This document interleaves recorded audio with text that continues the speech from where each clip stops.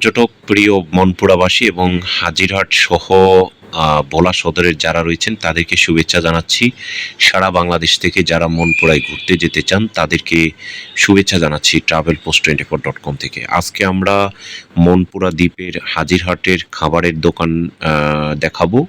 এটি একটি সুন্দর একটি দোকান। এই দোকানটিতে হাজিরহাট বাজার হচ্ছে মনপুরার উপজেলার জেলা সদরের যে বাজার সেটিকে হাজিরহাট বাজার বলা হয়।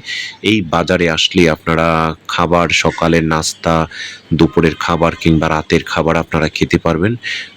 দিনরাত 24 ঘন্টা চলে এই দোকানটি, সেটি বললেও চলে। এখানে আপনারা আসলেই বিভিন্ন গ্রাম্য খাবার এবং শহরের খাবার, মাছ, মাংস, ডিম ভুনা এবং হচ্ছে সন্ধ্যাবেলায় আপনারা যে সকল মানে নাস্তার ব্যবস্থা রয়েছে এবং মিষ্টি সহ বিভিন্ন কিছু আপনারা এখানে খুঁজে পাবেন। এটি হচ্ছে মিয়া জমির শাহ রেস্টুরেন্ট। আমরা দেখেছি জমির শাহ রেস্টুরেন্টটি আপনারা আসলেই এখানে বিভিন্ন ধরনের খাবার খেতে পারবেন।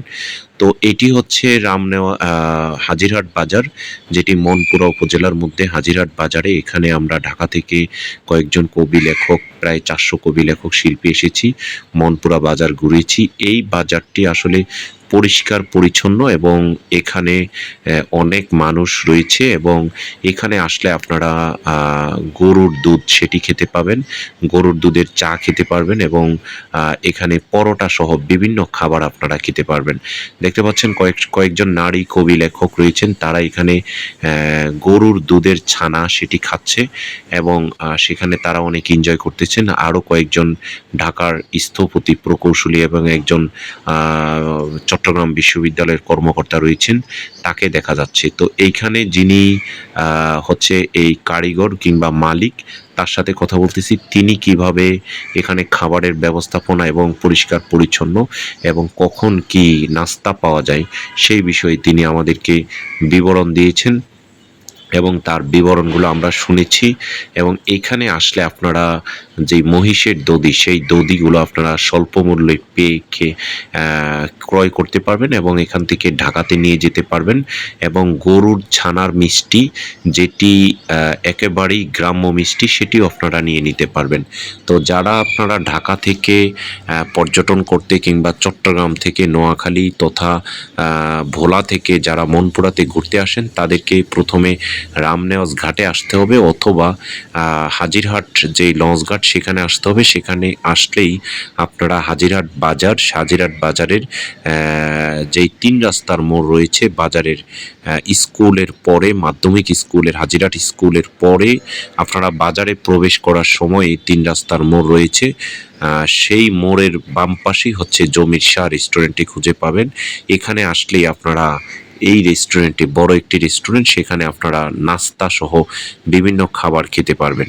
তো আপনারা যারা আমাদের ট্রাভেল ব্লগ দেখেন তারা লাইক, শেয়ার, কমেন্টস করবেন, সাবস্ক্রাইব করবেন এবং মনপুরাতে যারা ভ্রমণ করতে চান, ইতিপূর্বে যারা ভ্রমণ করেছেন এবং ভবিষ্যতে যারা ভ্রমণ করবেন, তাদেরকে অনুরোধ জানাবো তারা লাইক, শেয়ার, কমেন্টস করবেন এবং ভবিষ্যতে যারা যাবেন তারা এই হাজিরহাট বাজারে জমির শাহ যে রেস্টুরেন্টটি রয়েছে, এখানে আপনারা স্বল্প মূল্যে গ্রাম্য খাবার সহ বিভিন্ন কিছু আপনারা পাবেন এবং দিনরাত 24 ঘন্টা প্রায় এখানে খোলা থাকে।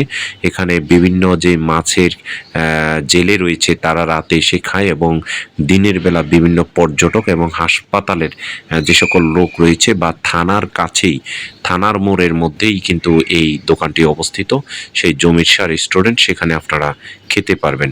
তো আমরা এই ভাইকে ধন্যবাদ জানাচ্ছি এবং মনপুরাতে দেখার মতো যে সকল জায়গা রয়েছে তার মধ্যে প্রথম রামনেওয়াজ ঘাট, তারপরে তুলাতলির ঘাট সেটি, এবং তারপর হাজিরহাট বাজার এবং মনপুরা উপজেলা চত্বর, মনপুরা মডেল মসজিদ, মনপুরা ডাক বাংলো, দিঘির পাড় এবং মনপুরাতে চৌধুরীর খামার রয়েছে।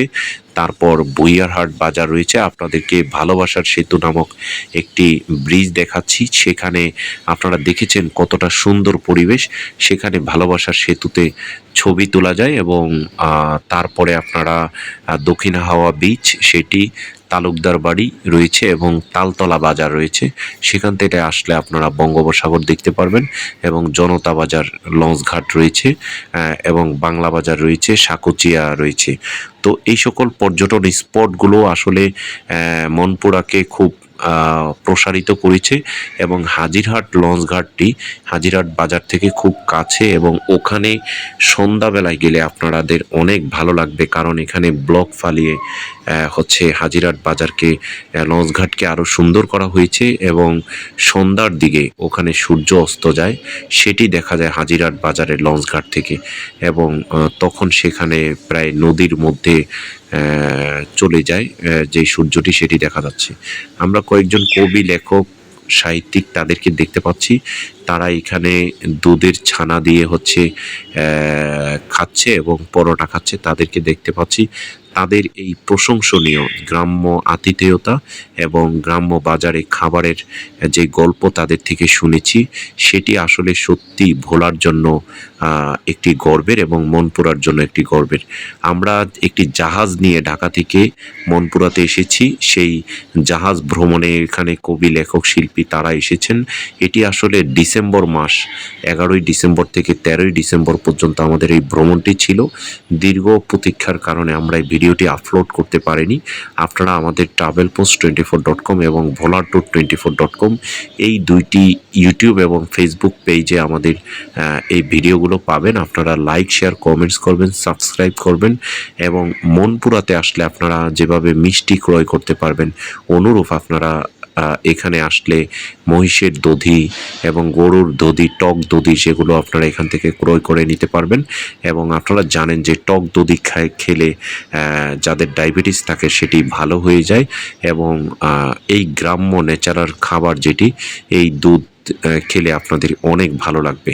তো আমরা এখানে এই গ্রাম্য দুধ খেয়ে অনেক ভালো লেগেছে। আপনারা সবাই লাইক, শেয়ার, কমেন্টস করবেন। ধন্যবাদ।